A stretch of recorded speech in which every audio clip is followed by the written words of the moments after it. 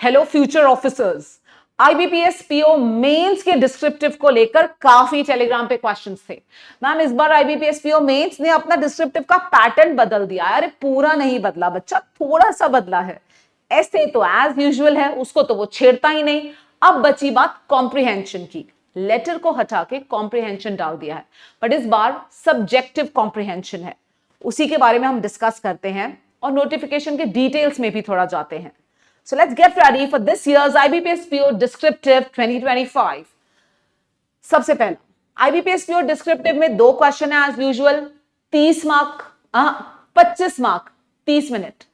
ऐसे कंफर्म है 15 मार्क। एक कॉम्प्रिहेंशन का क्वेश्चन आएगा 10 मार्क। ठीक है, तो मैम पहले कौन सा क्वेश्चन करें? यहां से शुरू करें। अटेम्प्ट कभी भी पहले करना चाहिए कॉम्प्रिहेंशन। ऐसे राइटिंग जो है ना, वो विचार करके लिखने वाला प्रश्न होता है। विचार करूं लिखने, तो उसमें ना टाइम कहां चला जाता है समझ में नहीं आता। इसीलिए मेरा पर्सनल ओपिनियन आपको है कि आप सबसे पहले कॉम्प्रिहेंशन का क्वेश्चन उठाए जो 10 मार्क के लिए है। मैं एक्सपेक्ट कर रही हूं कि 5 क्वेश्चन आएंगे, हर क्वेश्चन 2-2 मार्क के लिए। तो कितने मिनट में होना चाहिए?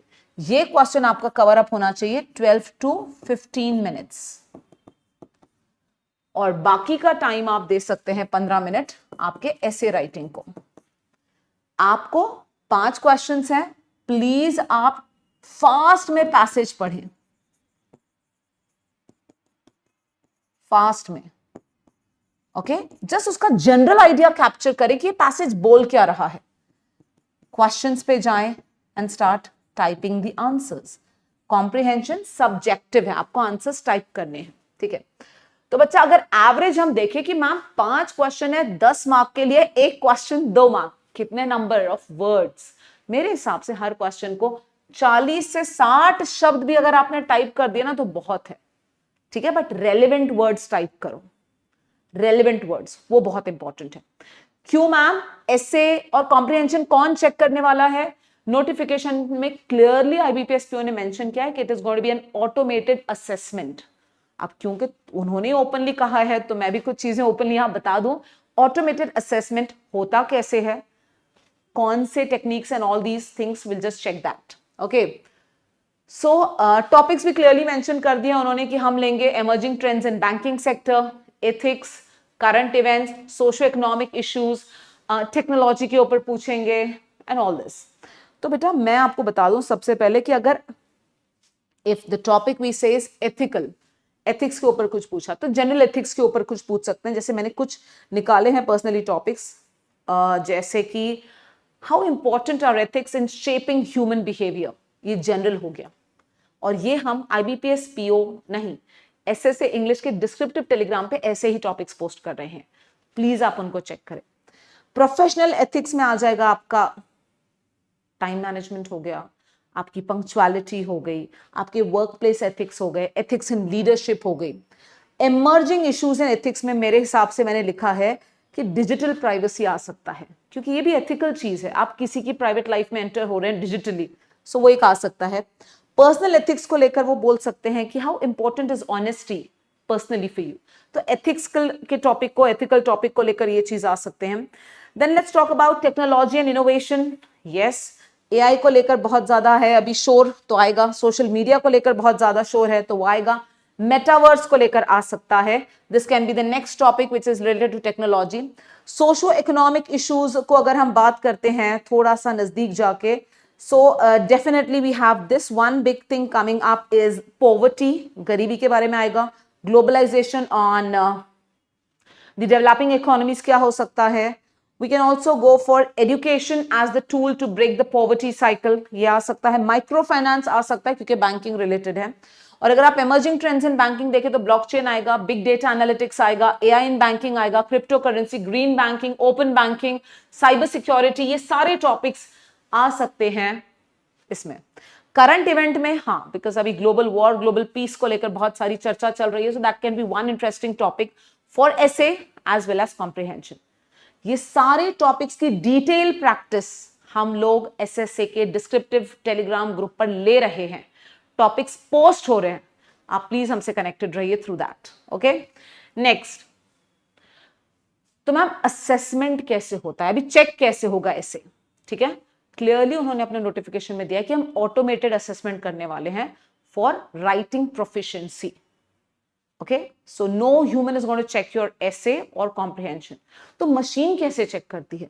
सबसे पहले मशीन आपकी वोकैबुलरी देखती है, जिसमें आपका रेंज कितना डाइवर्स शब्द बोला है। एक ही ऐसे में 5 बार पीपल पीपल पीपल डालने से अच्छा public, crowd, mob, anything that you can say.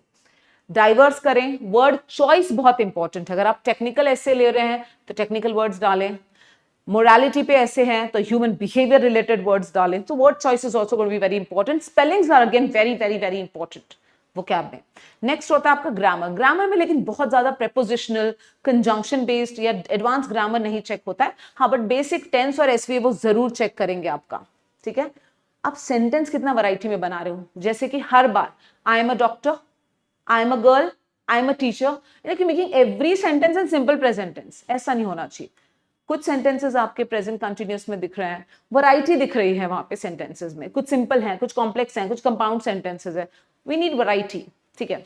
Next, content की बात करें, कंटेंट की, तो यहाँ पे रेलेवेंस बहुत इंपॉर्टेंट है, क्योंकि जो प्रॉम्प्ट, आप तो एआई जनरेशन के बच्चे हैं, आप चैट जीपीटी मुझसे ज्यादा अच्छे से जानते हैं, तो जो आप प्रॉम्प्ट डालेंगे तो कितना रेलेवेंट प्रॉम्प्ट जा रहा है उतना ही आंसर रेलेवेंट आएगा। तो बेसिकली वो उन्होंने भी उनके मशीन में एक प्रॉम्प्ट डाल रखा है, उतने रेलेवेंट वर्ड्स उनको निकलना चाहिए, यानी आपके ऐसे में वो रेलेवेंस चाहिए उनको जो प्रॉम्प्ट के अकॉर्डिंग है, मतलब टॉपिक से रिलेटेड। एग्जाम्पल्स मेंशन करें, ऐसे नहीं कि सारा ऐसे एग्जाम्पल से भरा पड़ा है, लेकिन एक दो एग्जाम्पल्स तो डालने ही चाहिए। Addressing all parts of the topic, मतलब टॉपिक को पूरा कवर अप किया है इस बच्चे ने, ठीक है। नेक्स्ट, कोहेरेंस है। कोहेरेंस यानी फ्लो बराबर है, स्ट्रक्चर बराबर है। जैसे कि अगर आपको बोला है कि तुम मोबाइल फोन के ऊपर एक ऐसे लिखो, तो तुम सबसे पहले मोबाइल फोन की डेफिनेशन देते हो, उसके एडवांटेजेस बोलते हो, उसके डिसएडवांटेजेस बोलते हो, एंड देन यू कंक्लूड। ऐसे नहीं होता है कि पहले तुम डिसएडवांटेजेस बताते हो फिर एडवांटेजेस बताते हो। So there is a proper flow and structure of writing an essay, okay. Next, mechanics last में चेक होते हैं, जैसे पंक्चुएशन डाला कि नहीं डाला, कैपिटलाइजेशन है कि नहीं है, in the sense capital letter से शुरू हो रहा है कि नहीं, पैराग्राफिंग है कि नहीं। अब तक इतना ज्यादा ऑटोमेटेड प्रोसेस में इसको इंपॉर्टेंस नहीं था मैकेनिक्स को, लेकिन जैसे जैसे टेक्नोलॉजी बढ़ रही है ना बच्चा, इसका भी वेटेज बढ़ रहा है असेसमेंट में। क्लियर? चलिए नेक्स्ट पार्ट, मैम कैसे चेक होता है, तो थोड़ा सा डिटेलिंग बता दूं। बेसिकली इसके कुछ 3 इंजन हैं, ETS ई-रेटर बोल के हैं, पियर्सन्स इंटेलिजेंट ऐसे असेसर हैं, AI स्कोरिंग इंजन हैं, ये चेक करते हैं। बट एनीवेज ये यूज करते हैं नेचुरल लैंग्वेज प्रोसेसिंग। ये नेचुरल लैंग्वेज प्रोसेसिंग 3 चीजों पे आपको चेक करेगा, आपके डिस्क्रिप्टिव पार्ट को, वोकैब, ग्रामर, कोहेरेंस। ये आपके एसे को उनके पास जो डेटाबेस होता है, एल्गोरिदम, यूट्यूब या उनके एल्गोरिदम से कंपेयर करता है, वेरियस डायमेंशंस में स्कोर देता है, और फिर उस स्कोर की प्रोफिशिएंसी स्कोर वो निकालता है कंबाइन करके। Clear with this students? Okay, तो ये तो था technical aspect of IBPS pure descriptive, but my personal suggestions as a teacher, first, comprehension का क्वेश्चन उठाना, 12 मिनट में कवर करना, हर क्वेश्चन को 40 से 60 वर्ड्स टाइप करना, फास्ट पैसेज रीड करना, जनरल आइडिया निकालना, क्वेश्चंस में रेलेवेंट वर्ड्स डालना, स्पेलिंग मिस्टेक मत करना, बेसिक ग्रामर का ध्यान रखना। सेकंड, ऐसे पे जाना, कभी भी ऐसा ऐसे चुनो जिसका तुमको नॉलेज है। ऐसे लिखने से पहले उसका एक फ्लो बना लो फटाफट दिमाग में, पेन पेपर रफ वर्क, कि suppose if I am going to write something about green banking, so what is green banking, a bit of history, when was it introduced, how was it introduced, what are the advantages, disadvantages, finally make up the conclusion of it. Clear? essay will be later part of it. इससे से के descriptive पे इसकी धूम practice शुरू हो चुकी है, प्लीज आप इसको ज्वाइन करें। Thank you so much, have a wonderful day ahead, take care, bye bye.